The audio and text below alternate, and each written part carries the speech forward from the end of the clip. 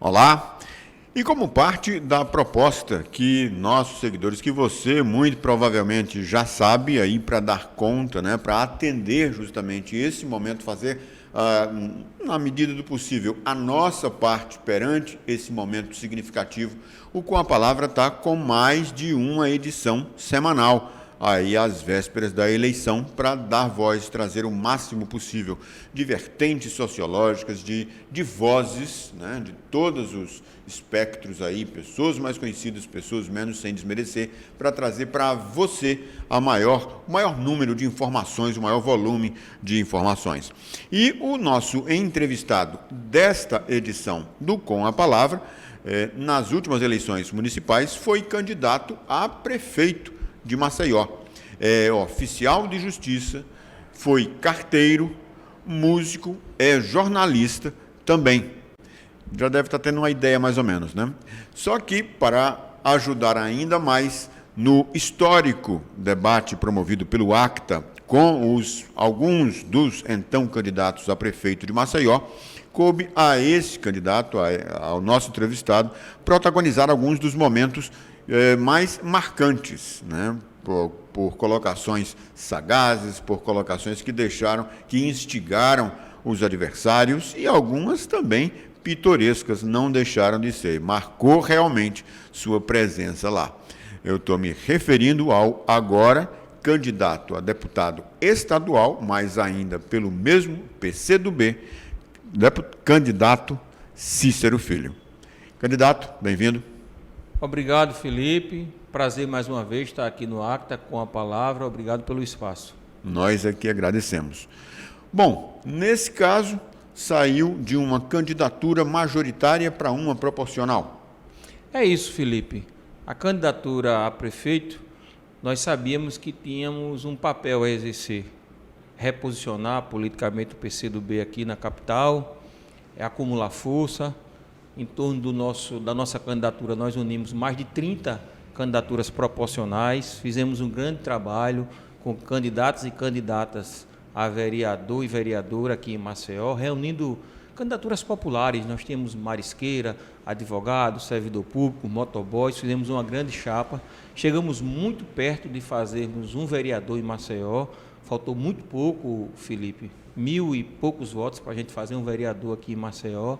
No conjunto dos votos, né, da candidatura a prefeito e a chapa de vereador, tivemos quase 13 mil votos na capital e a gente entendia que era um momento importante para o partido, um momento importante também do país. E aqui na nossa capital, o PCdoB é um partido histórico, né, que nesse ano completa 100 anos de existência.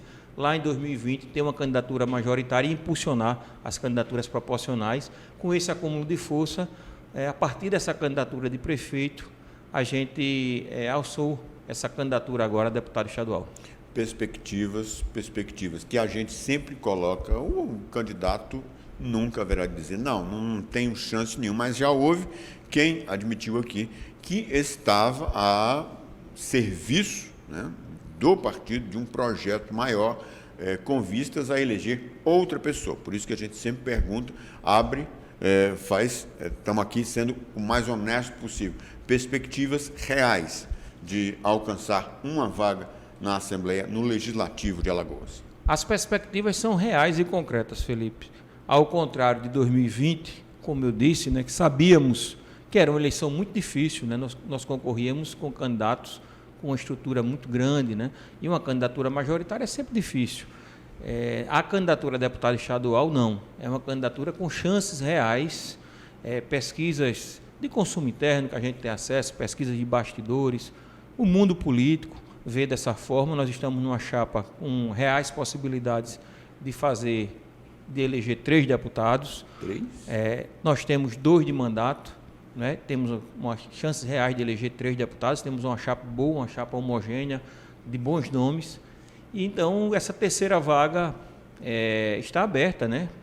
As 3 vagas, na verdade, né, estão em disputa, naturalmente com 2 candidatos já de mandato, né, com uma estrutura maior, mas com grandes possibilidades na disputa por essa terceira vaga. E aquelas forças, como o senhor mencionou, as forças populares, elas continuam agregadas, a adesão continua desses segmentos? Continua sim, agora numa configuração diferente, Felipe, né? Nós estamos numa federação, foi criado agora o Instituto da Federação e nós temos a Federação Brasil da Esperança, que é composta pelo PT, PCdoB e PV, os 3 partidos que compõem essa federação e que integram essa chapa na nossa candidatura a deputado estadual, federal e na nossa candidatura a deputado estadual com bons nomes. Os 3 partidos têm bons nomes, né, nomes que devem ter boa densidade eleitoral, o que torna reais as chances da gente conseguir essas 3 vagas. O desempenho particular, pessoal, que marcou aquela campanha para prefeito, a despeito de para prefeito a exposição ser uma, para deputado ser diferente, mas de qualquer forma a exposição conquistada mais do que adquirida meramente por Cícero Filho está se repetindo, há perspectiva de manter aqueles momentos, aqueles ápices de momentos, por exemplo, não vai ter um debate como teve. Verdade, Felipe. Lamentavelmente, né? Gostaria muito que tivesse um debate proporcional, mas em virtude do grande número de candidatos, a gente sabe que não é possível, né? Mas aquele desempenho pessoal de Cícero Filho está fazendo diferença também? Continua? Continua fazendo diferença, Felipe. A gente tem trazido aquele desempenho, né, que apresentamos nos debates, a exemplo daquele grande debate do ACTA, mediado por você, de forma brilhante, nós temos agora trazido para as redes sociais. Então, temos feito uma campanha de rede social muito interessante, uma campanha muito bacana. Eu quero aproveitar aqui e parabenizar e elogiar toda a equipe que tem feito as nossas redes sociais, a nossa mídia digital, profissionais competentes, uma galera jovem que manda bem pra caramba, Felipe.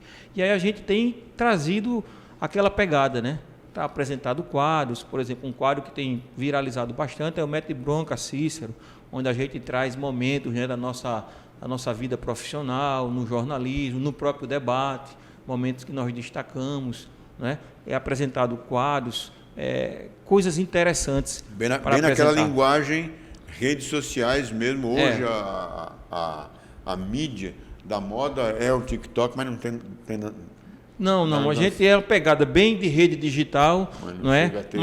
Mas ainda numa linha de uma candidatura propositiva, de propostas interessantes aqui para o Estado.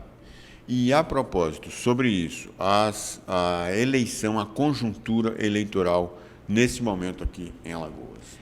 A gente tem visto um cenário ainda indefinido, né? É verdade, com o governador Paulo Dantas se apresentando em primeiro lugar em todas as pesquisas, né? É fato, e uma disputa ali entre o segundo, o terceiro e o quarto colocado para ver quem pode ir ao segundo turno. Então, a eleição ainda definida. Ao que me parece, o único, assim, com uma certa solidez para uma disputa do segundo turno é o governador, né, Paulo, e a disputa aberta ali pelo segundo nome, né?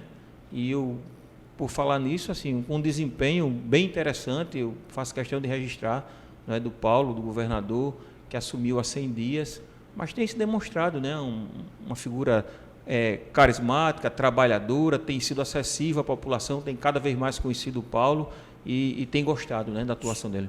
Como a gente tem colocado aqui no ACTA, tenho batido nessa tecla, inclusive, só que boa parte desse desempenho se deve ao legado do gestor anterior. É verdade. E é natural que seja, Felipe, é natural que seja. Até porque esse legado do governo anterior do Renan Filho, que precisamos registrar, né?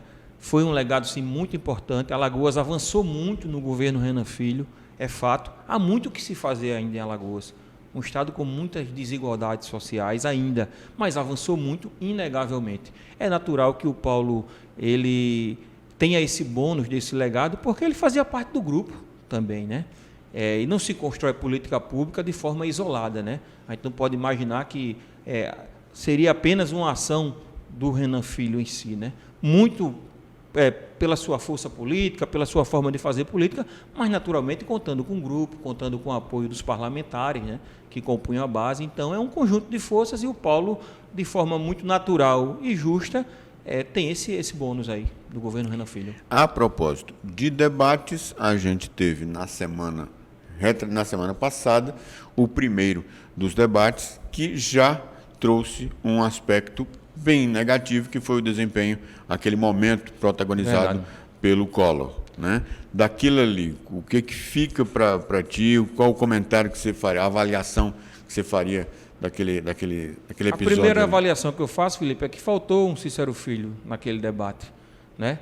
Eu acho que teria sido bem melhor, ao invés de a gente ter aquele tipo de cena, né, que foi lamentável, né, para uma disputa ao governo do Estado, né? A gente poderia ter momentos mais interessantes, como você falou na abertura, Felipe, com um pouco de sagacidade, às vezes até de forma pitoresca, mas sempre sem perder o horizonte, né, de ser algo propositivo. Ali você foi para briga, né, de briga pessoal, né, aquela picuinha entre pessoas. Isso não é bom, não é bom. Sobretudo quem disputa um cargo tão importante como o governador do Estado, né?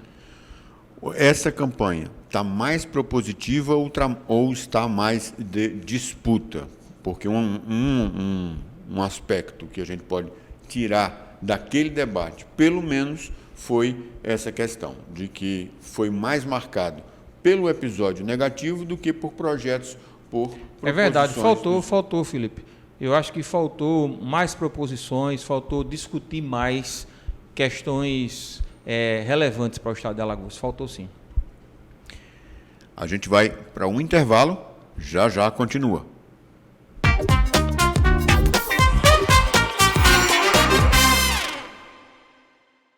Neste Braskem Explica, vamos falar como acontece a importação do sal que abastece a fábrica do Pontal da Barra. O sal é adquirido de fornecedores licenciados no Chile e é transportado em navios até o porto de Jaraguá. Assim que chega, o sal é retirado dos navios e vai sendo armazenado em um pátio construído exclusivamente para isso pela Braskem, com toda a segurança. Caminhões protegidos por lonas percorrem os 6,5 km do porto até a fábrica do Pontal da Barra, com trajeto planejado para causar o menor impacto possível no trânsito. Já na fábrica, o sal importado é levado para tanques para ser dissolvido. E a salmoura entra na produção de soda e de cloretano, que é matéria-prima para o PVC. 1/3 da produção nacional de soda e de cloretano sai da fábrica do Pontal da Barra, o que mostra sua relevância para a economia do estado de Alagoas e do Brasil. Saiba mais em braskem.com.br/Alagoas.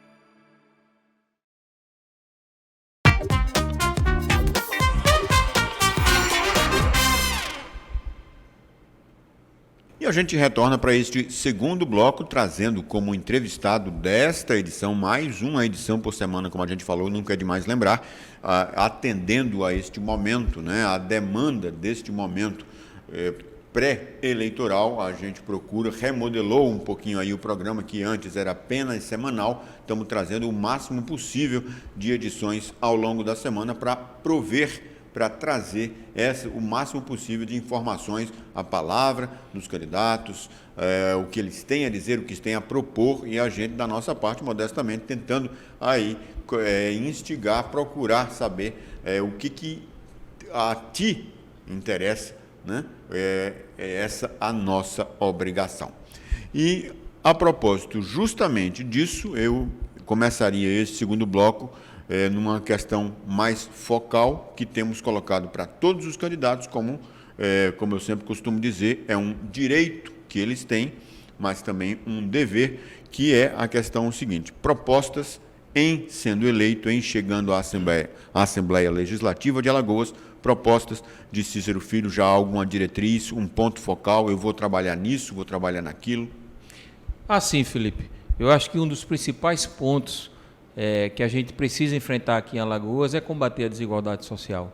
Alagoas avançou muito, como falei no bloco anterior, mas ainda temos uma desigualdade social ainda muito grande, né? Nós temos um índice de desemprego acima da média nacional, nós temos uma taxa de analfabetismo acima da média nacional. Então a gente precisa trabalhar muito nisso. Eu acho que o parlamento, né? O Poder Legislativo ele tem que exercer um papel importante nesse sentido, né? Trabalhar para diminuir as desigualdades, gerar renda, gerar emprego, enfim. Eu acho que é o ponto fundamental aqui no Estado. E como é que isso seria feito legislativamente? Como é que isso seria feito por meio de projetos, né? Na área fiscal, reduzindo impostos, incentivando mais. Um foco que muitos parlamentares têm colocado é a questão do FECOEP, que é o Fundo Estadual de Combate e Erradicação da Pobreza. Tem outras propostas também já consolidadas, já delineadas. Eu acho que há muito a se fazer, Felipe, e eu acho que, sobretudo com o aval, né, de uma equipe técnica, eu acho que há muito a se implementar aqui. Mas, por exemplo, a gente, para gerar emprego, sobretudo para os jovens, né, temos um índice muito alto de desemprego de jovens aqui também no nosso estado, é a gente, por exemplo, criar a lei de incentivo, né, de incentivo fiscal para que as empresas contratem, né, dê o primeiro emprego para os jovens. A gente precisa trabalhar nisso, a gente precisa fomentar os empreendedores que têm um papel importante no giro da economia do Estado. A gente tem uma economia muito baseada aqui nos serviços, né, no turismo, então a gente precisa incentivar empresas para que elas possam gerar emprego. Isso, o papel legislativo é através de edição de leis que possa fomentar, né, essas empresas, facilitar essas empresas para que elas possam gerar renda, possam gerar emprego, possam continuar existindo, porque a gente sabe que é muito difícil, né, ser empreendedor, ser empresário no Brasil, uma carga tributária muito alta, né, um dos países que tem uma das maiores cargas tributárias, né, uma carga tributária muito baseada no consumo, então isso penaliza muito a população mais pobre do país, né? Então é isso, é trabalhar para que a gente possa diminuir essas cargas tributárias, gerar incentivo fiscal para os pequenos empreendedores e fomentar a geração de renda e emprego. A propósito também desse ponto em especial, da questão da remuneração, né, do combate à pobreza em si, esta semana, Com a Palavra, teve o prazer de receber um entrevistado tratando do seguinte, acerca da medida contrária à implementação na prática do piso da enfermagem. E o argumento utilizado, que foi utilizado pelos representantes de hospitais, acolhido pelo ministro Luiz Roberto Barroso, era de que isso iria causar desemprego. O argumento do nosso entrevistado. Olha, esse argumento dos empregadores da classe, né, dos poderosos, isso vem desde a escravidão. Aquela coisa, eu não posso pagar mais porque isso vai inviabilizar a minha atividade, isso vai inviabilizar a economia. Isso tem como ser contornado, o senhor concorda com isso ou isso é balela? Isso é balela e, sobretudo, um absurdo, né? Você que é enfermeiro, que é enfermeira, sabe da luta que travaram ao longo de muitos anos para conseguir esse piso e chegou a ser surpreendente essa medida do ministro Barroso, né? E a gente sabe que isso realmente é histórico, Felipe, né? O empregador, ele sempre busca mitigar direito dos trabalhadores, né? É uma relação histórica, né? A relação capital-trabalho, né? É sempre histórica, sempre buscando lucro, né? E o trabalhador sempre sendo precarizado, obviamente que não vai gerar desemprego, né? Pelo contrário, a gente, além de ter um piso, é preciso que os profissionais da saúde eles tenham um plano de cargo e carreira cada vez mais eficiente. A gente precisa ter uma valorização permanente dessas categorias. A gente viu o trabalho que eles exerceram, sobretudo agora na pandemia. A pandemia mostrou isso para a gente. Essas pessoas doaram suas vidas, dedicando horas e horas de trabalho, né, arriscando suas vidas para salvar a população. E aí tem como prêmio, né, lamentavelmente, entre aspas, né, uma medida judicial dessa, né? Enfim, e contrariamente, né, contraditoriamente, o mesmo Supremo que decide, né, contra o piso dos enfermeiros, né, tem aí aprovado 18% de aumento, né, para os seus salários, né, para a cúpula do judiciário. E como fazer isso? Implementar essas propostas, ter essa visão para o povo num ambiente como a política alagoana extremamente oligárquica. Um assunto que eu nunca deixo de bater é aquela questão. De todas as capitais nordestinas, as 9, Maceió foi a única em que o presidente Jair Bolsonaro venceu o então candidato do PT, o ex-prefeito Fernando Haddad. Como fazer isso aqui numa política tão oligárquica, numa política tão conservadora como essa? Eu completo a pergunta já. Eu costumo dizer que a gente precisa, e por isso nós lançamos um movimento, né, de enfrentamento político. A gente precisa enfrentar essas realidades, né, duras, mas precisam ser enfrentadas. Lamentavelmente, política em Alagoas virou um negócio de família. Você que está me assistindo sabe disso, né? É pai, filho, neto, né? Virou um negócio de família. E pessoas do povo, como eu, como você, Felipe, somos, de certa forma, desestimulados a participar desse processo, não é? Porque aí você mantém esses espaços de poder para essas mesmas famílias, né? Para essas mesmas oligarquias. Então, a forma da gente enfrentar é combatendo, é lutando, é unindo forças, são os trabalhadores se unindo, entendendo que a gente precisa ter nesses espaços de poder pessoas comuns, um ex-carteiro como eu, um músico, né? Que lutou pra caramba, né? Que sabe a dificuldade de tocar na noite para ganhar um cachê pequeno, Felipe, sabe a dificuldade de botar uma bolsa nas costas como carteiro e enfrentar essa dificuldade, não é? Como jornalista, como servidor público, né? Mas também com isso traz consigo a sensibilidade de conhecer a realidade do povo. E isso é o mais importante, essa sensibilidade. É assim que a gente vai transformar a realidade de Alagoas. E a segunda parte da pergunta, como fazer isso numa legenda que tem como nome, a despeito de toda a respeitabilidade que tem, como você falou, é uma legenda com mais de 100 anos, com uma luta muito significativa, mas que tem o nome Partido Comunista do Brasil, sem desmerecê-la. Como eu sempre costumo dizer, não é novidade nenhuma, a gente no começo do programa eu já usava esse termo, que era aquela questão da satanização das esquerdas, da direita. Hoje, praticamente, falar sou socialista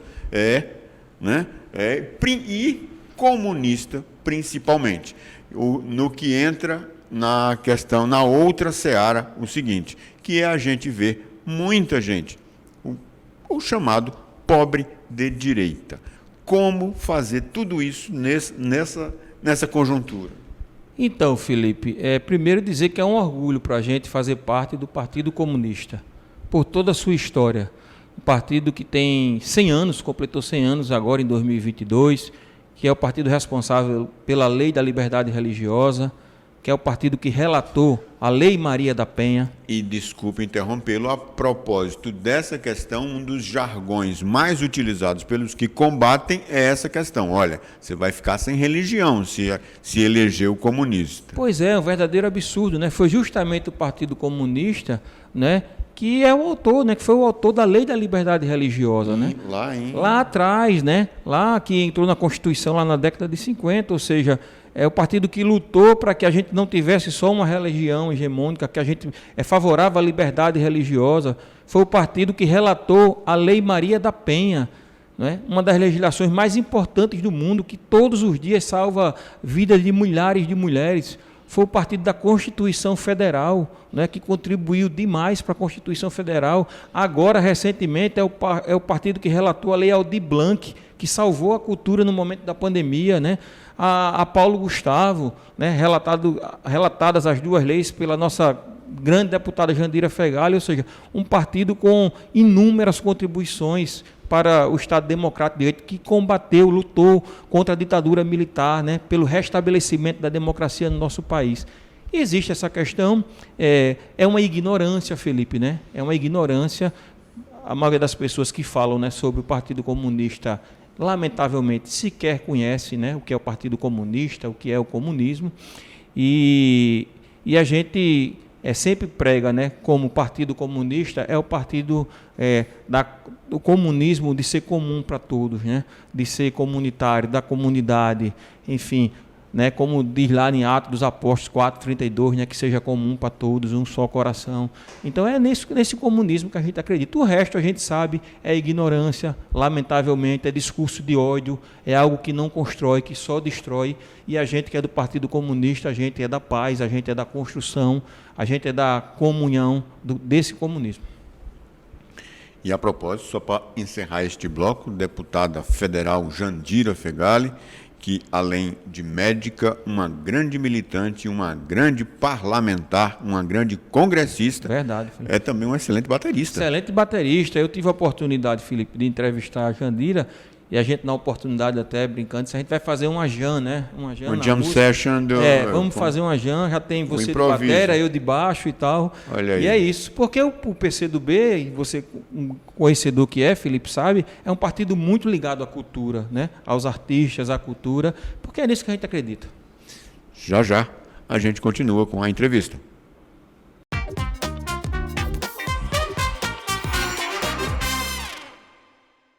Neste Braskem Explica, vamos falar como acontece a importação do sal que abastece a fábrica do Pontal da Barra. O sal é adquirido de fornecedores licenciados no Chile e é transportado em navios até o porto de Jaraguá. Assim que chega, o sal é retirado dos navios e vai sendo armazenado em um pátio construído exclusivamente para isso pela Braskem, com toda a segurança. Caminhões protegidos por lonas percorrem os 6,5 km do porto até a fábrica do Pontal da Barra, com trajeto planejado para causar o menor impacto possível no trânsito. Já na fábrica, o sal importado é levado para tanques para ser dissolvido. E a salmoura entra na produção de soda e de cloretano, que é matéria-prima para o PVC. 1/3 da produção nacional de soda e de cloretano sai da fábrica do Pontal da Barra, o que mostra sua relevância para a economia do estado de Alagoas e do Brasil. Saiba mais em braskem.com.br/Alagoas.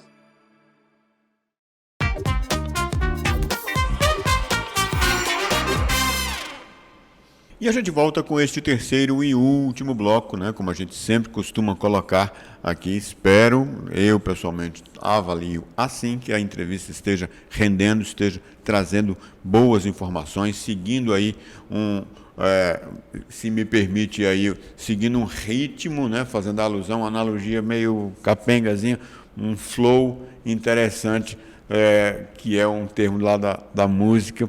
E a propósito do que a gente encerrou Você conhece, hein, Felipe, da área, hein? Musical. A gente tenta, pelo menos. Estou percebendo, hein? Felipe manda bem. Obrigado. Não tanto, mas vamos tentando.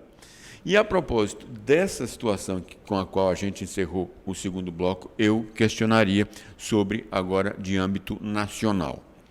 Fala-se muito em polarização, mas por trás disso há um temor um pouco maior de que haja um acirramento mesmo, a começar pelo 7 de setembro. Qual é a tua opinião, a opinião do partido, a opinião tanto aqui quanto da intelectualidade que forma o partido, dessa rede que é o PCdoB em todo o país, sobre essa questão? Há o que temer ou a gente pode, a despeito de todos os entraves, de todos esses obstáculos, ter uma eleição tranquila, ter uma sucessão tranquila, se houver? Veja bem, Felipe, eu acho que nós vamos ter uma eleição diferente das outras. O cenário vem mostrando isso, né? Há sim um acirramento. A gente percebe que é um grupo, né, que fomenta o discurso do ódio, é um grupo mais ligado à violência, inegavelmente, né? Um grupo que, através de muitos decretos presidenciais, né, passou a ser um grupo com um uso maior de arma. A gente viu alguns episódios, então, quando a gente acha que há algo a temer, é inclusive uma constatação, né? Não é só uma figura de linguagem, não é só uma figuração, né, uma imaginária, né? Não é algo apenas subjetivo. Há sim algo a se temer. A gente viu uma pessoa invadir o aniversário de outra, né, e assassinar a pessoa por questão política, né? Porque o tema do aniversário daquela pessoa era o presidente Lula, e o cara defensor do Bolsonaro entra e mata o cara, né? Ou seja, a gente viu recentemente outros episódios aí de violência. A gente tem vários relatos de casos de carros, de veículos que são riscados, né? Que tem retrovisor quebrado, né? Por conta de opção, né? de questão política. Então, assim, a gente não quer esse ambiente no país, claro, né? Eu acho que ninguém de bom senso, né? Ninguém que gosta das pessoas, que gosta da harmonia, quer um ambiente desse. Então, eu acho que é preciso a gente superar esse momento. Eu acredito que nós vamos superar, sim, né? Vamos ter uma certa uma certa dificuldade, mas nós vamos superar sim. Eu acho que, apesar de tudo, o país tem instituições democráticas sólidas, não é?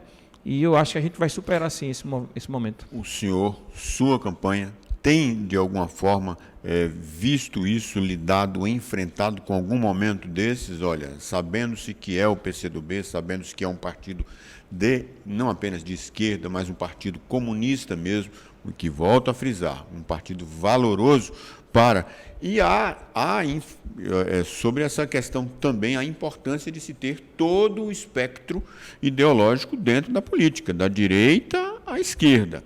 O senhor tem enfrentado, já viu alguma situação dessa, alguém se deparou com uma situação dessa, colocou lá, começou uma discussão, algo assim? Já. Lamentavelmente nos deparamos, né, com coisa do tipo. A gente fica triste, porque a discussão política, ela deve ser feita no campo das ideias, né? Jamais despencando para a violência, né? Deve ser feita no campo das ideias, no campo da argumentação, mas lamentavelmente a gente tem visto esse tipo de coisa. Mas como eu disse, é um momento da gente, dos democratas, né? Da gente que acredita num país onde se respeita a diversidade, num país de todos, é o momento da gente se unir em torno disso, né? Superar esse momento difícil, a gente poder eliminar esse discurso do ódio que tanto mal faz, não é? O discurso do ódio, as fake news. Você, como um grande jornalista, sabe, né, Felipe, o quão mal faz fake news, né? A gente precisa desse tipo de jornalismo, né, com profissionais competentes, né, que traz informações checadas, apuradas, né, e não que a gente tem visto aí, né, mentiras, coisas absurdas. Então, é uma fase difícil que a gente precisa superar, e eu acredito que a gente vai superar. Eu acredito na força da democracia, eu acredito que as pessoas não querem isso. Ninguém quer viver, cara, nesse clima, né?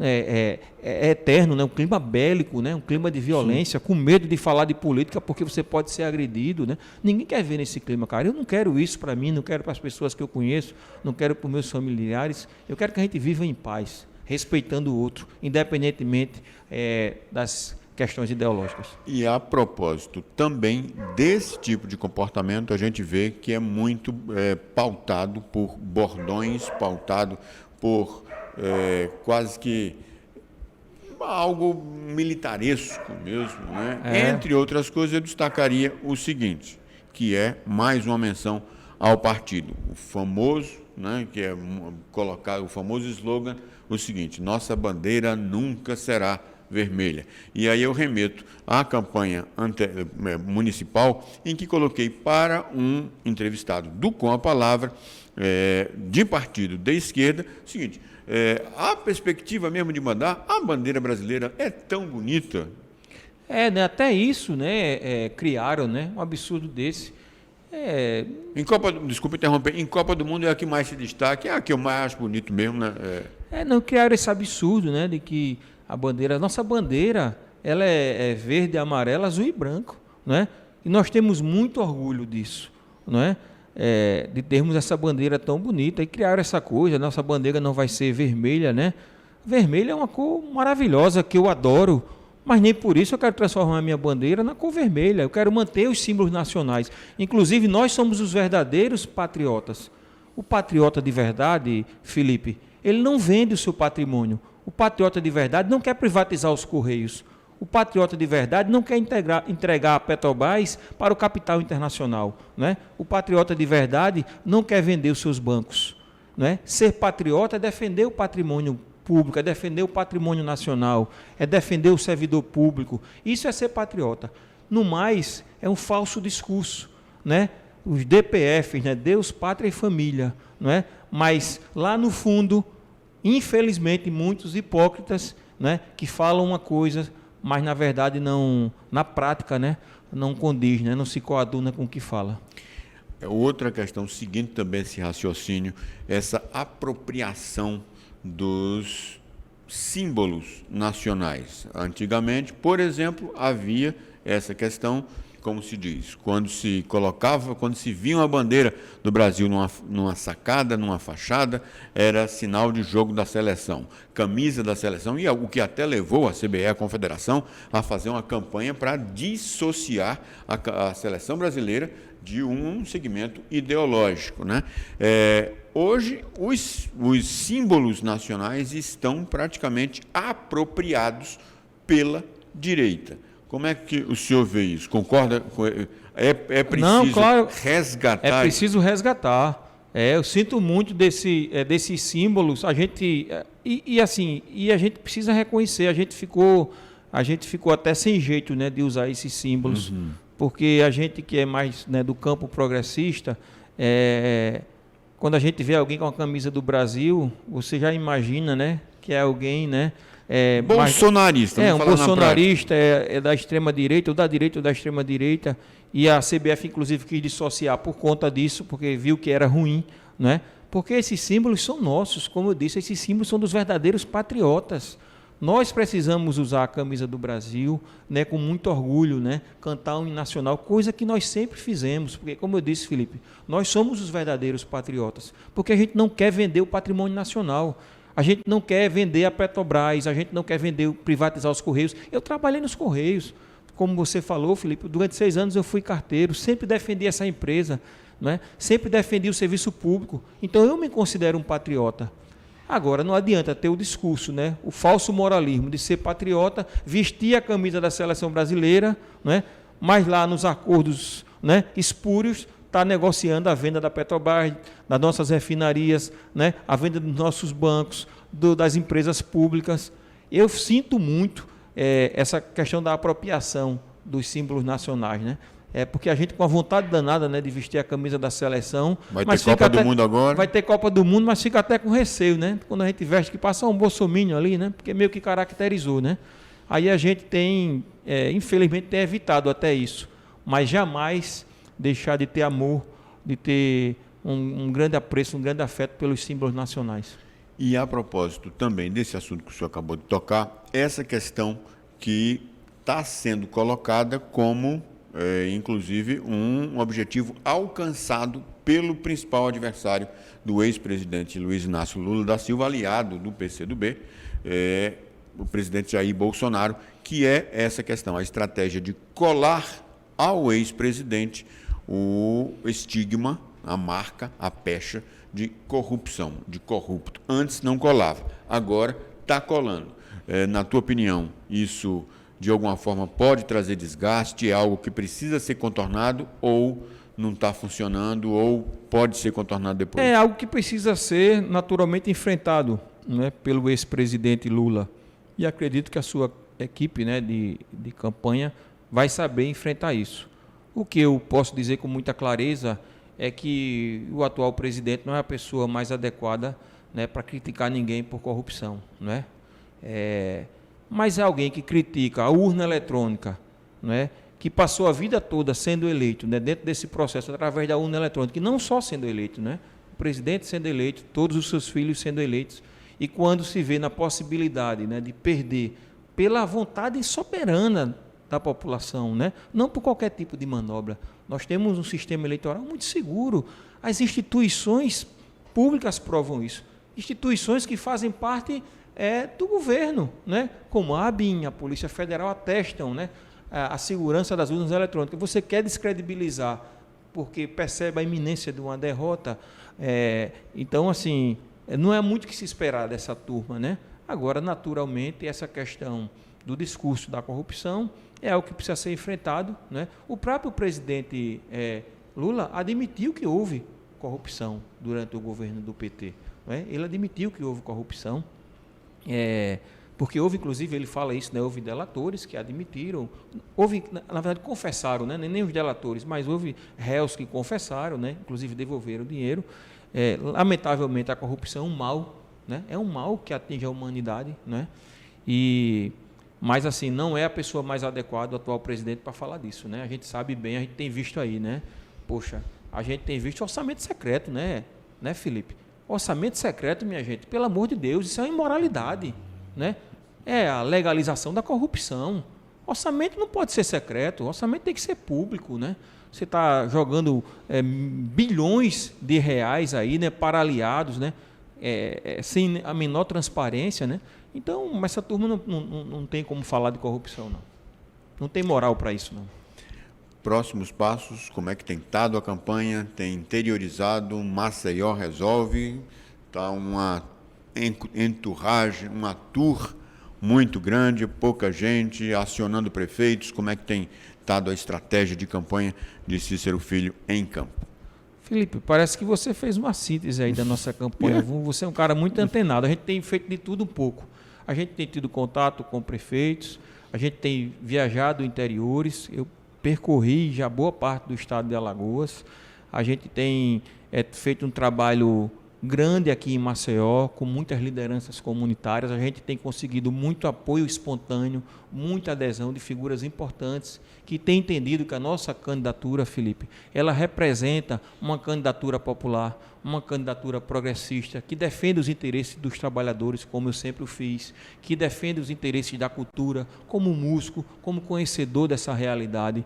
Então, é uma candidatura que as pessoas têm entendido que é muito importante para a Assembleia. A Assembleia precisa ter lá como representante pessoas assim, que tenham essa sensibilidade, que conheçam a realidade do povo. Porque hoje na Assembleia a gente tem representante de todo tipo, menos, me parece, representante do povo. Então, a gente precisa ter representante do povo na Assembleia, que conheça a nossa realidade, que tenha sensibilidade para tentar mudar. Então, a gente tem feito isso, tem visitado o Estado. Eu agradeço aqui a todas as pessoas que têm demonstrado carinho, que têm demonstrado apoio, gestos de apoio, enfim, eu agradeço muito. A campanha tem crescido muito, Felipe, tem ganho um volume muito grande. Isso nos deixa muito feliz, né, e esperançoso no resultado exitoso. A gente acredita muito nisso, a campanha tem crescido muito, cara. Assim, eu não vou dizer que é surpreendente, porque eu confesso que eu esperava, né? Mas eu posso me dizer que é algo que deixa assim, a gente muito feliz. É isso que eu posso dizer, porque tem sido uma campanha maravilhosa. Alguma região do estado está concentrando mais os apoios de prefeitos? A gente tem um trabalho mais voltado à capital, porque concentra um terço dos eleitores, né? Um terço dos eleitores do estado. Mas a gente tem feito um trabalho também muito importante em Arapiraca, né? Que é a segunda cidade do estado, segundo o colégio eleitoral. Temos feito um trabalho também aqui nas cidades da região metropolitana, porque há uma facilidade de você fazer esse trabalho pela proximidade, mas temos expandido também nosso trabalho ali para o Litoral Sul. A gente hoje tem bons apoios no Litoral Sul, no Litoral Norte. Eu tenho contado com um apoio muito importante, Felipe, eu tenho que registrar aqui, que é o apoio dos servidores do Poder Judiciário de Alagoas, meus colegas de trabalho, que têm dado demonstração de apoio, de carinho, de muito reconhecimento ao trabalho que nós fizemos e tem nos ajudado muito. Então, onde a gente tem hoje um servidor do Judiciário, a gente tem uma bandeira nossa, a gente tem um núcleo nosso lá que está nos apoiando e com isso a nossa candidatura tem ganho amplitude. Da mesma forma também a classe artística, a classe musical, né? Eu como músico de batente, eu conto muito com o apoio dos músicos que também têm levado a nossa proposta. Enfim, é uma candidatura bonita, Felipe. Candidato Cícero Filho, muito obrigado pela entrevista. Eu que agradeço, Felipe, pelo espaço. Quero aproveitar aqui e parabenizar o ACTA, parabenizar você mais uma vez. Para mim é, sobretudo, algo muito prazeroso, né? Estar aqui com você. Eu que agradeço. Você sempre assim muito generoso, muito solícito, além de muito competente, que eu não preciso dizer, mas muito solícito. Então, eu agradeço pelo espaço, parabenizo, né? Além de estar com a palavra, estar com a competência, né? Então, muito obrigado pelo espaço. É isso. Valeu. Eu que agradeço. E a gente vai ficando por aqui. E como você já sabe, como sempre, a gente deixa aquele para refletir. Com desculpa pelo espectro ideológico a que pertence o nosso entrevistado, a menção de hoje vem de alguém no Partido Conservador, só que um Partido Conservador evoluído, lá da Europa. A democracia não é um sistema para garantir somente que os melhores sejam eleitos, mas, sobretudo, para impedir que os piores fiquem para sempre. Margaret Thatcher. Até.